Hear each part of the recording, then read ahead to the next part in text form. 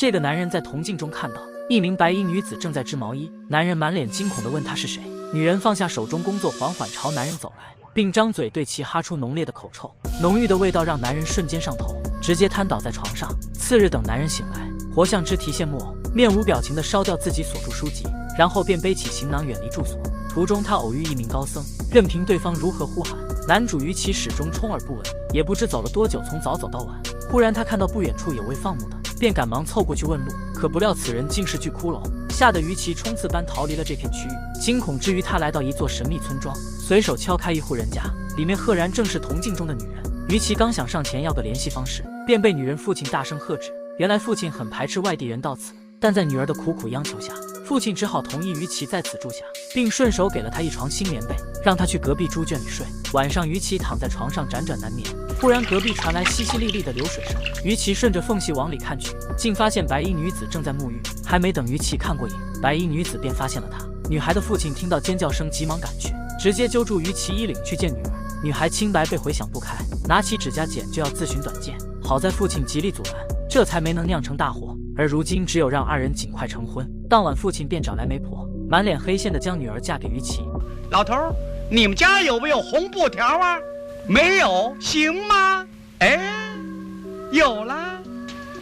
嘿嘿，你瞧，这不是有了吗？一场简约而不简单的婚礼就此完成。次日，父亲请来七大姑八大姨，摆下导演出资买的酒菜，祝贺两位新人喜结连理。大家围坐一团，有说有笑时，于其好奇地询问这是什么地方时，所有人瞬间脸色大变。父亲赶紧接过话茬：“这儿叫陶庄。这离京城有多远？京城？从来没听说过京城，没听说过。随后众人便扯开话题，最后在一片欢快的气氛下结束了吃席。而于其虽娶了小娇妻，可对于这个村庄，他还是感到很疑惑。这里不仅没有书籍，可以让他遨游在知识的海洋里，居然还没有镜子，这让爱美又好学的于其怎么活？总不能没事老找媳妇解闷吧？晚上遛弯回去的于其看到妻子正在悄悄打扮，他心中泛起嘀咕：白天还说没有镜子，晚上自己可就打扮起来了。于其偷摸上前想抓现场，不料竟看到惊恐一幕。男人看到妻子正在梳妆打扮，妻子的身首分离，吓得男人当场破防。他迅速钻进被窝假装睡觉，可时间久了，于其便察觉到这个村子不仅对劲，每天来来回回就这么几户人。心存疑虑的于其跑去问李叔，可没想到李叔支支吾吾半天，转身就撩没影了，整得于其一脸懵。没办法，他只好继续往前走。来到一处房屋时，意外发现了李叔的墓碑，这让懵逼的于其更加懵逼。他回想起第一次见到妻子的场景，以为自己正在做梦，于是一头扎进水中清醒，结果发现一切都是那么的真实。突然屋外传来妻子声音，于其立马钻进被窝装睡，等待妻子去找周公解梦时，自己便偷溜出去寻找真相。不料竟看到了那天的骷髅头，吓得于其连夜逃走。他一路狂奔，也不知道跑了多久，最后意外跌下悬崖。可下一秒，于其竟在床上惊醒。我睡了多久？有3个多月。要不是这位行脚法师每天为你做法事，那早就……随后于其便把在梦中的遭遇告诉了妻子，谁知高僧告诉他这不是梦，令郎是中了邪魔，有阴魂附体的迹象，短时间恐怕不会好啊。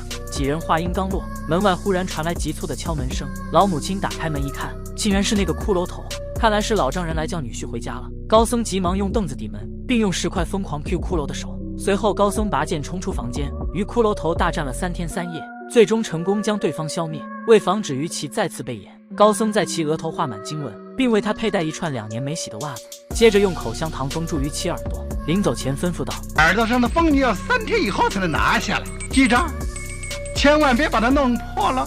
说罢便背起行囊继续游历去了。高僧走后，于其开始读书解闷。他本可以两耳不闻窗外事，一心只读圣贤书，可突然他便打起瞌睡，不小心将风泥给抠破，随即白衣女子的声音便悠悠传来。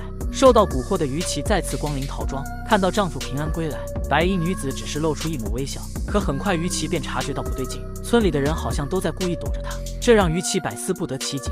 在他死缠烂打的追问下，村民这才说是他媳妇交代的。得知事情原委的于其准备离开时，却差点被脚下的石碑绊倒。于其定睛一看，上面的名字竟是刚和他唠嗑的夫妻俩。这下于其才幡然醒悟，陶庄中除自己外，剩下的全是阿飘。晚上吃饭时，于其提出想回家看看，妻子却说：为什么想回去？你知道的，我不是属于这个世界的。这个世界有什么不好的？而且你迟早会来的。陶庄是人间的极乐，这里没有尘世的烦恼，难道不好吗？你为什么还要苦苦留恋这俗世呢？看于琪哭出了声，白衣女子带她走进屋内，并亮出了那枚铜镜。你见过这样的铜镜吗？能够连接人间与世外桃源。于琪看到镜中自己躺在床上，结发妻子正在为他操劳，于琪顿时觉得无地自容。原本白衣女子的本意是想告诉他人间不值得，不料竟弄巧成拙，导致于琪越来越想回家。于是乎，他趁白衣女子上厕所时，悄摸在对方酒中下药。白衣女子毫无防备，瞬间原形毕露，化为森森白骨。随后于琪来到铜镜前，拼命敲打镜面，终于他醒了过来。看着周围熟悉的配方，心中暗自庆幸。于琪从妻子口中得知，母亲已病倒在床数日。在他的一生中，为了能让于琪出人头地，在京城中谋得一官半职，家中的脏活累活全都由母亲和儿媳承包。于琪急忙去医馆抓药，可他家徒四壁，身无分文。怎么，你还好意思来抓白药啊？听说娘这回的病实在很重，别跟我吐苦水了，我这药铺子可不是开善堂的。无奈之下，他只好去到工地搬砖，可这里全都是36块腹肌的猛男，像于琪这种风一吹便倒的人根本不会被聘用。满脸沮丧的于琪回到家中，老母亲因错过最佳治疗时间，不幸身亡。看着旁边泣不成声的媳妇，他心中满是愧疚与无助。于琪再次走到曾经读书的房间，念书，念书干什么？念书，知书达理啊！书念好了就可以进京赶考，考上了就可以做官了。做官？做官为了什么？